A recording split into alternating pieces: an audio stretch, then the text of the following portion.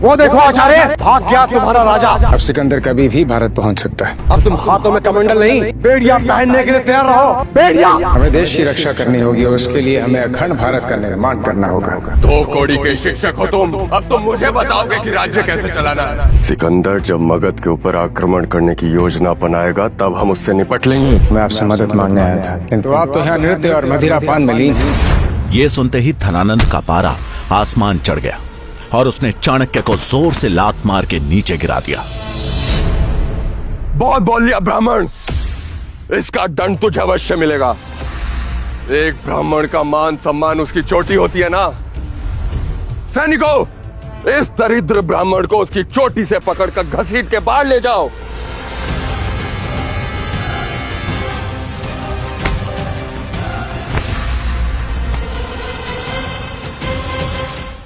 Pimply राज्य में राजा भीमदेव ने आज अपने दरबार में एक वैचारिक सम्मेलन का आयोजन किया था, जिसमें पूरे भारतवर्ष के विद्यालयों के सबसे उत्कृष्ट विद्यार्थी भाग ले रहे थे।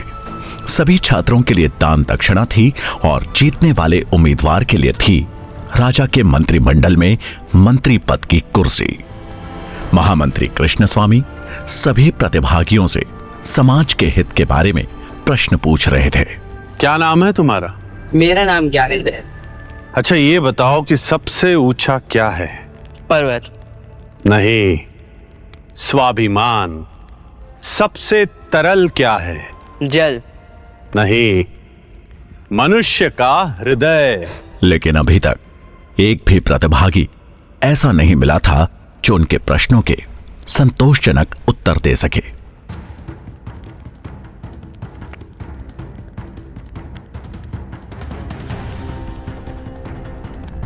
अपना परिचय दो।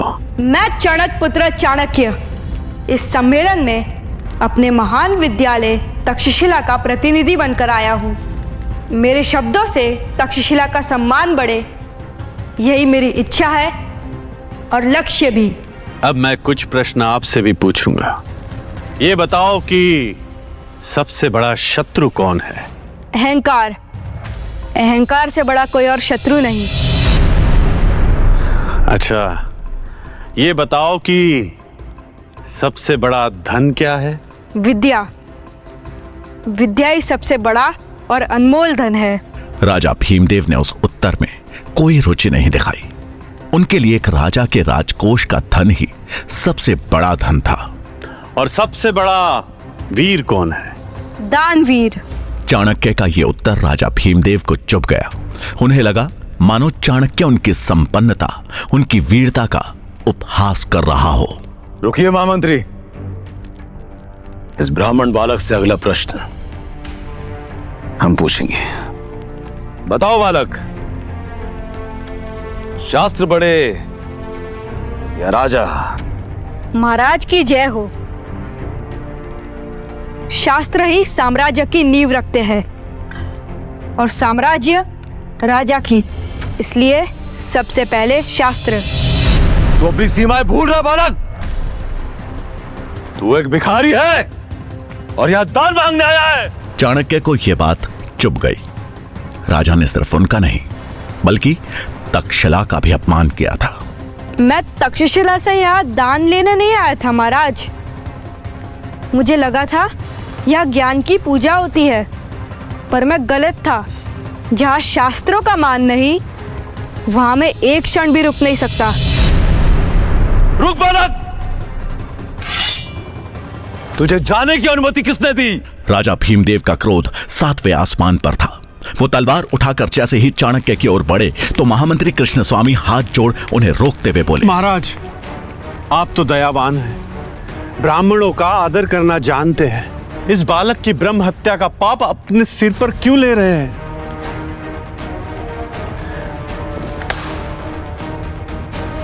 और एक बात गांठ बांध लो, अगर यही आचरण रहा तो जिस शिखा का तुम दम भर रहे हो ना, एक दिन ना तो वो रहेगी और ना ही उस शिखा को धारण करने वाला शीश।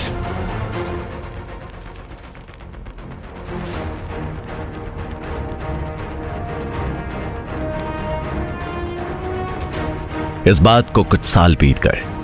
भीमदेव के दरबार से निकाला गया तक्षशिला का यह छात्र आज उसी शिक्षा के मंदिर में आचार्य चाणक्य के नाम से प्रसिद्ध था।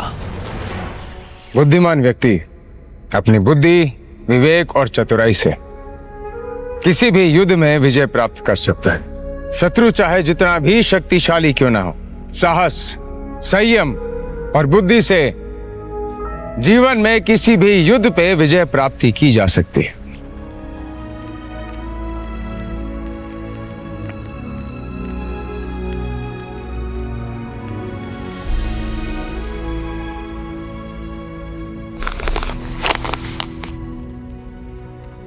खबर सुन चाणक्य चकित रह गए। सिकंदर कभी भी भारत पहुंच सकता है और ये सूचना अति शीघ्र महाराज धनानंद तक पहुंचनी चाहिए। आप तो जानते हैं ना धनानंद कैसा राजा है, और भला वह आपकी बात क्यों मानेगा? मैं स्वयं महाराज के पास जाऊंगा अखंड भारत का प्रस्ताव लेकर। मेरा सुझाव मानिए, आप अपना कार्य कीजिए। बच्चों को शिक्षा देने का कार्य, उसी में भलाई है आपकी। आचार्य ब्राह्मण का कर्तव्य होता है लोगों का मार्गदर्शन करना, और यदि महाराज धनानंद अपने मार्ग से भटक गए हैं तो ये मेरा कर्तव्य बनता है कि मैं उन्हें सही मार्ग दिखाऊं। मैं आज ही मगध के लिए प्रस्थान करूंगा।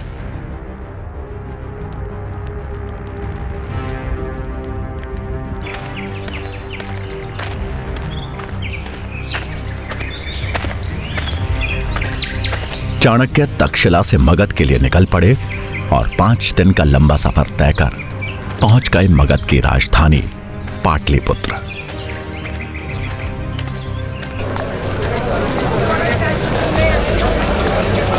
उन्हें नगर में कदम रखे कुछ ही क्षण हुए थे कि पाटलिपुत्र की जनता पर हो रहे अत्याचार का सच उनके सामने था।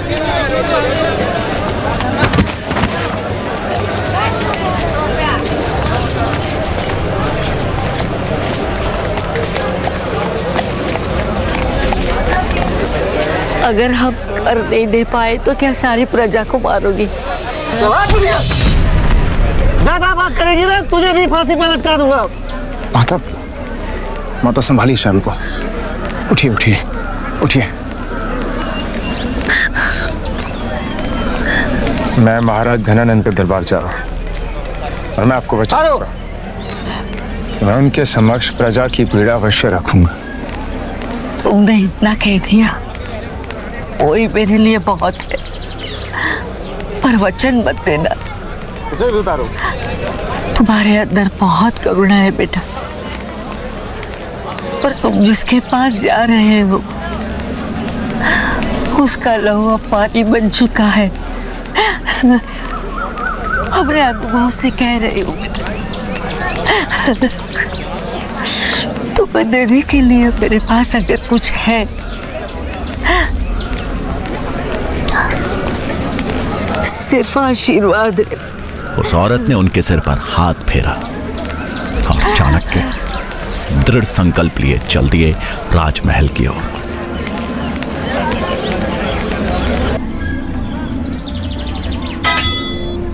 आप कौन हैं? तक्षशिला का आचार्य चाणक्य हूँ।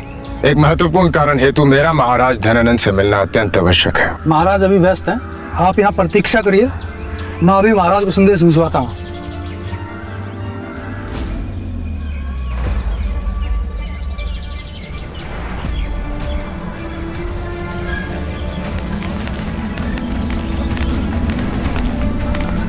प्रतीक्षा करते करते शाम हो गई। चाणक्य को समझ आ गया कि अब सीधे हाथ से घी नहीं निकलने वाला, उंगली टेढ़ी करनी ही पड़ेगी। थोड़ी देर बाद उनकी नजर कुछ रसोइयों पर पड़ी जो कि महल के पीछे वाले रास्ते से अंदर जा रहे थे। चाणक्य को उनका मौका मिल गया था। कितने आदमी? आज भी 10 लोग हैं। 10। उन्होंने अपना भेष बदला और उन रसोइयों की टोली में शामिल होकर महल के अंदर प्रवेश कर गए। एक सैनिक ने गिनती शुरू कर दी कि तभी चाणक्य का दिमाग तेजी से चलना शुरू हुआ। मौके का फायदा उठा चाणक्य ने वहां से अपना रास्ता बदल लिया और निकल गए राज दरबार की खोज में।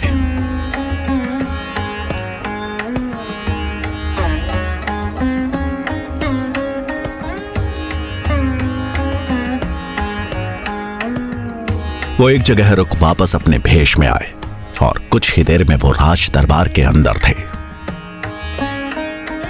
लेकिन ये क्या, राज दरबार में कोई राजसभा नहीं, बल्कि सुंदरियों का नृत्य चल रहा था।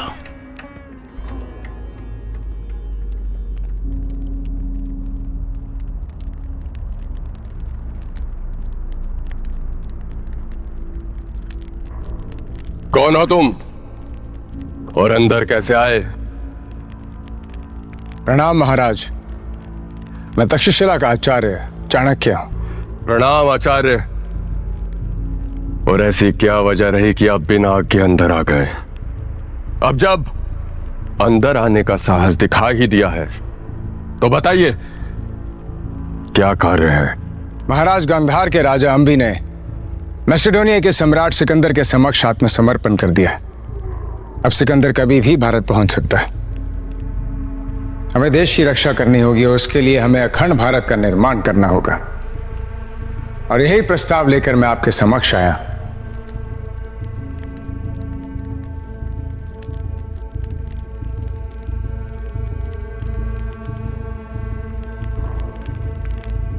अपने घुटने पर बैठो।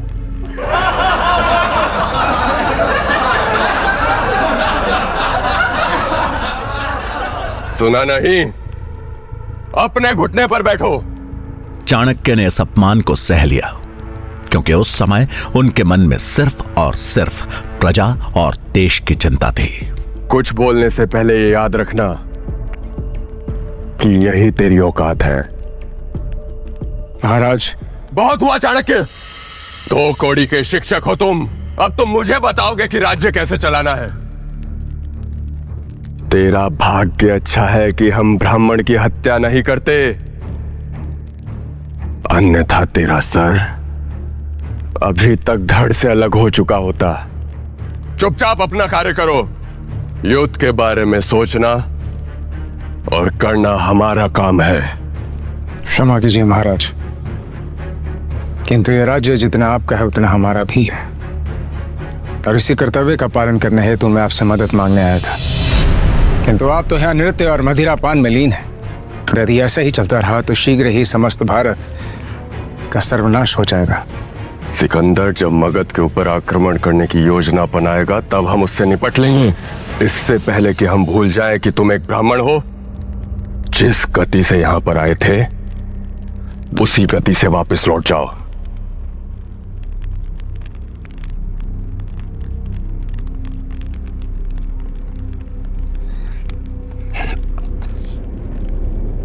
मैं तो चला जाऊंगा महाराज,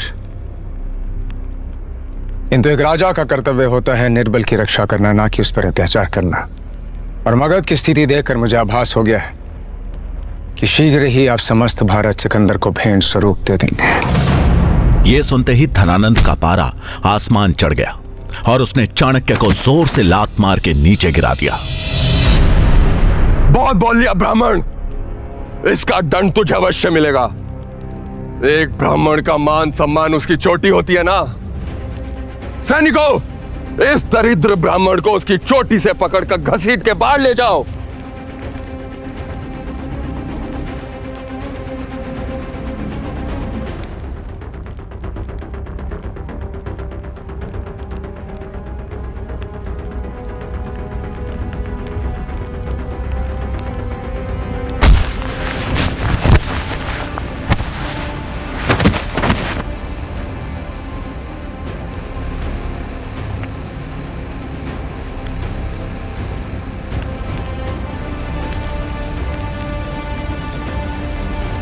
भूल होगी मुझसे जो तुझ जैसे पापी से मैं इस देश को बचाने की उम्मीद रख बैठा। अपमान किया है तूने एक शिक्षक का, ब्राह्मण की शिखा का, और तुझे इसका भारी मूल्य चुकाना पड़ेगा। मैं चाणक्य पुत्र चाणक्य, तक्षशिला का आचार्य, धरती और आकाश समेत 10 दिशाओं को साक्षी मानकर आज ये प्रण लेता हूं, जब तक तेरे और तेरे नंद वंश का समूल नाश नहीं कर देता, जब तक इस राज सिंहासन पे किसी योग्य राजा को नहीं बिठा देता, मैं अपनी शिखा नहीं बांधूंगा। आचार्य चाणक्य की यह प्रतिज्ञा नंद वंश के विनाश और अखंड भारत के निर्माण की घोषणा थी, जिसे सुन सब सन्न रह गए और चाणक्य बिना पीछे मुड़े वहां से निकल गए। सैनिकों, यदि ये ब्राह्मण भविष्य में इस राज्य के आसपास कहीं भी नजर आए तो इसका सर धड़ से अलग कर बीच बाजार में लटका दिया जाए। धनानंद से मिले अपमान के बाद चाणक्य ने उसी दिन मगध छोड़ दिया और अब आचार्य चाणक्य के जीवन का एक ही लक्ष्य था, एक ऐसे राजा को चुनना जो धनानंद की राजगद्दी छीन सके।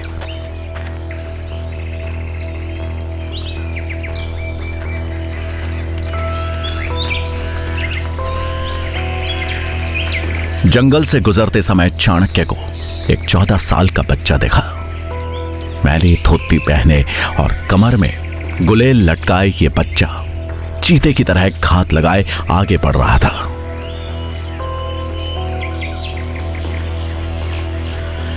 कुछ दूर पीछे चलने के बाद चाणक्य ने देखा कि वो बालक जिन दो लोगों का पीछा कर रहा है वो भी एक अकेले जा रहे यात्री का पीछा कर रहे हैं।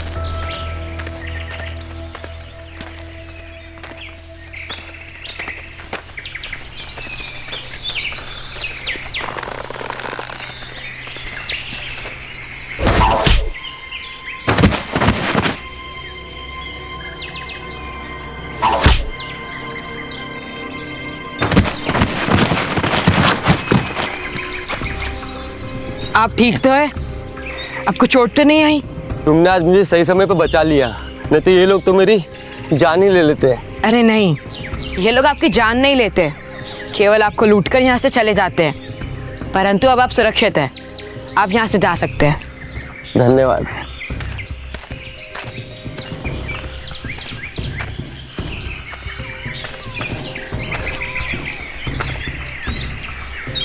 बालक, ये क्या किया तुमने? क्यों लिए इनके प्राण?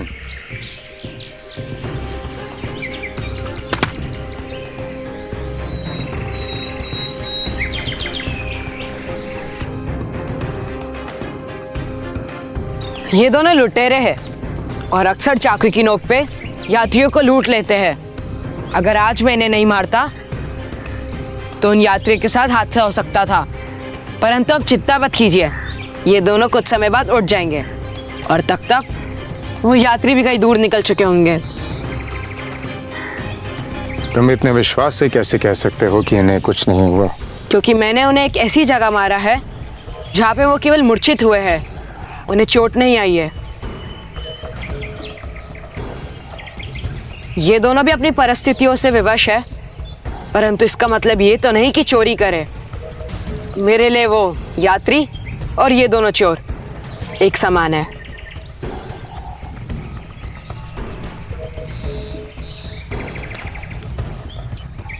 नाम क्या है तुम्हारा? चंद्रगुप्त।